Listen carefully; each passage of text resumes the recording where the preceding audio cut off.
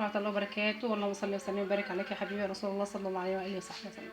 بصوا يا جماعه، الدانيت بيتعمل في البيت في منتهى الجمال. دي كانت علب دانيت اهي، الولاد جبتها للولاد بس اجيبها مره واحده، وبعد كده قررت ان انا اعملها في البيت. سهله جدا وما بتاخدش ولا مقادير ولا بتاخد اي ولا بتكلفني اي حاجه، وبتاخد 5 دقايق بالظبط. انا عملت الدانيت اهو، اهو جميل قوي قدامكم اهو. اهو هنحطه دلوقتي كده. انا جبت لهم هي مره واحده ومش معقول هصرف كل فلوسي على الضانت. ده الضانت ده مصري يا جماعه مش مقاطع. اهو احنا نحط كده الضانت كده ونضحك عليهم ونقول لهم ان هو ايه جاهز. اهو ده بقى ايه، اعمليها في البيت وما تشتريهاش اهي.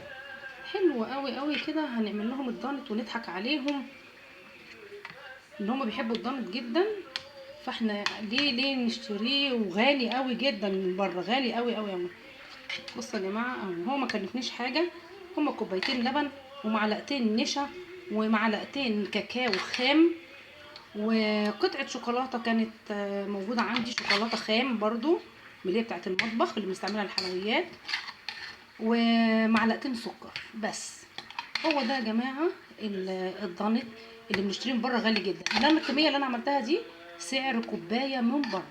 احنا بنقلب كل المحتوى اللي انا قلت لكم عليه ده على البارد، ونرجع نحطه على النار ياخد غلوه. اول ما نحطه على النار بيتخن كده وبيبقى جميل قوي زي ما انتم شايفين كده اهي.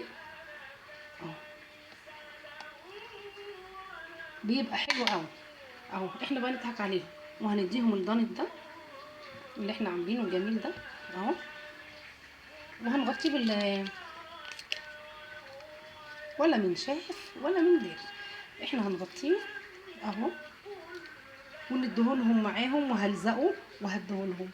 ادي ده صحي، صحي جدا ومش مكلف يا جماعه. ومعمول في البيت بايدينا ومغذي جدا جدا للاطفال. اعملوه جربوه، سهل جدا مش هياخد معاكم ولا وقت ولا مقادير ولا اي حاجه. بصوا الكميه عملت ازاي، كوبايتين اللبن ومعلقتين الكاكاو ومعلقتين النشا ومعلقتين السكر وقطعه شوكولاته. بصوا عمل معانا كميه قد ايه اهو. ولسه في تاني في الكازرونه هنعمل تقضي كوبايه تاني اهو يا جماعه. واعملوه وجربوه مش هتندموا ابدا، وجميل جدا.